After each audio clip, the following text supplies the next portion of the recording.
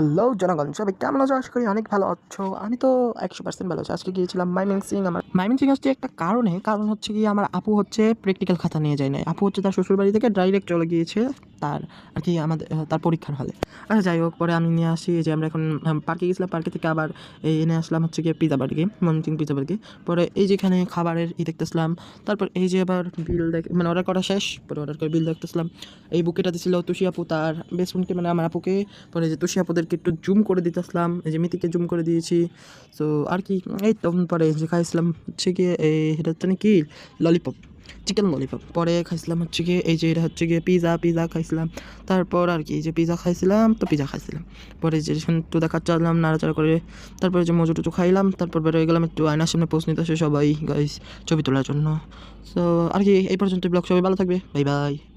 Guys ব্লগটা শেষ, কিন্তু আমার একটু আবার মনে হলো কারণ একটু আমি নতুন ফার্স্ট তো ব্লগ উল্টাপাল্টা হয়ে গেছে গাইস। সরি গাইস, যদি আপনারা এই ভিডিওতে 100 লাইক ডান করে দেন তাহলে আমি পরের ভিডিওতে আপনারা জেনে যেতে পারবেন, সেইখানেই যাবো গাইস। Bye bye.